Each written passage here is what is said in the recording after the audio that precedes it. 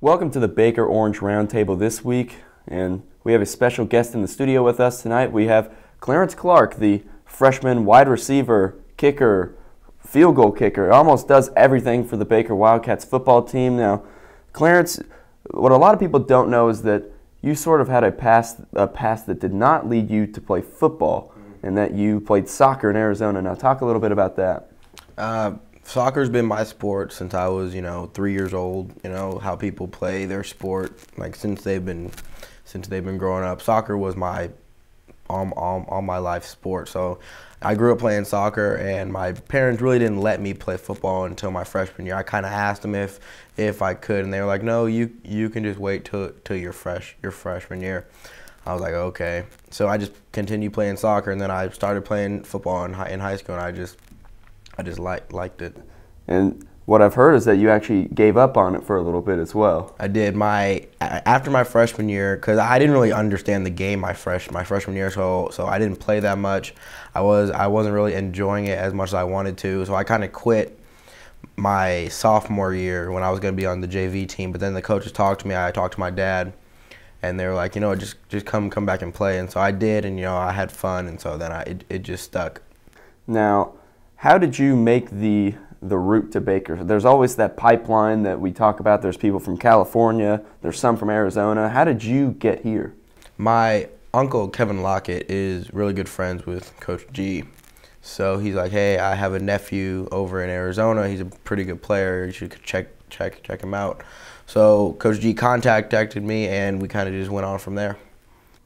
That's great. And coming into the season, I'm sure that you weren't exactly expecting to play as big of a role as you have so far this season, playing wide receiver as well as kicking field goals. Yeah, my goal my freshman year was kind of just to get on the field a little bit, maybe, catch a pass here or there.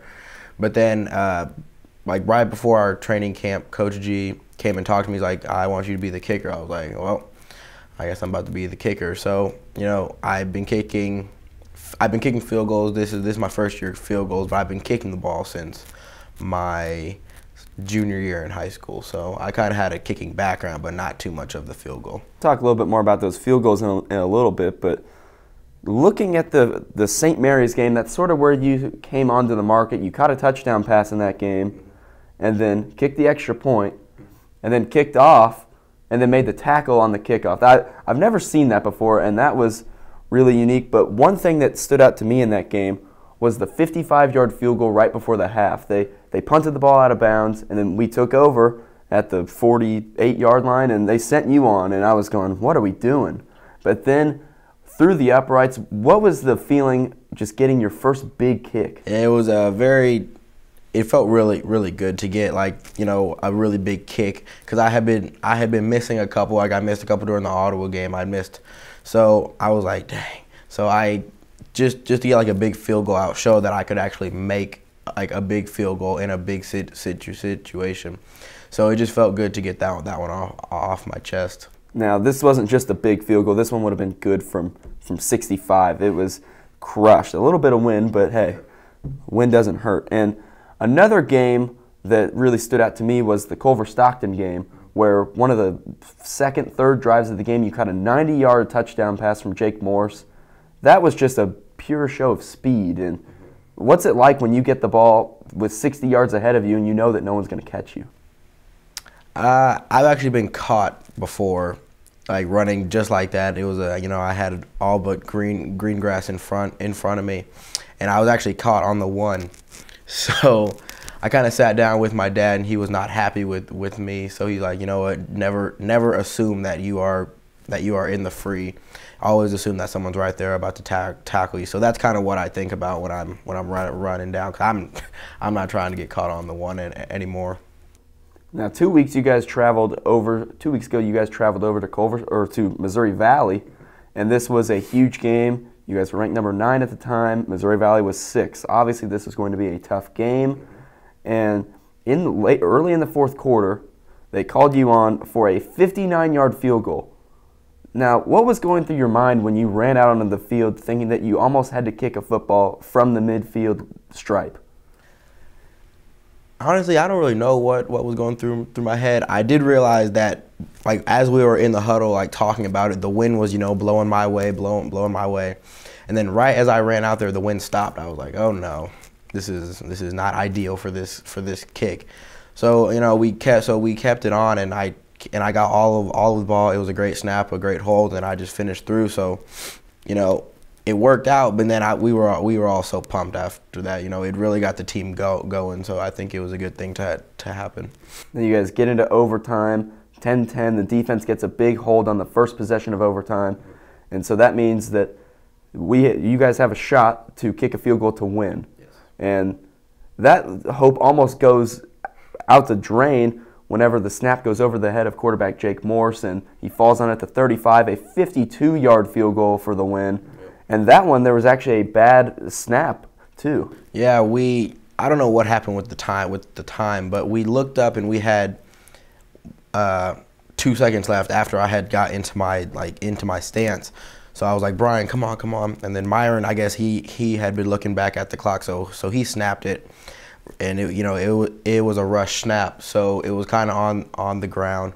And then Brian got it up just in time as I was coming, and it barely made it, but it got the job done. So it was a really good feeling. A game-winning 52-yard field goal. We saw Coach Grossner's reaction from one of those videos, and I'm sure that he had some choice words for you after that game too.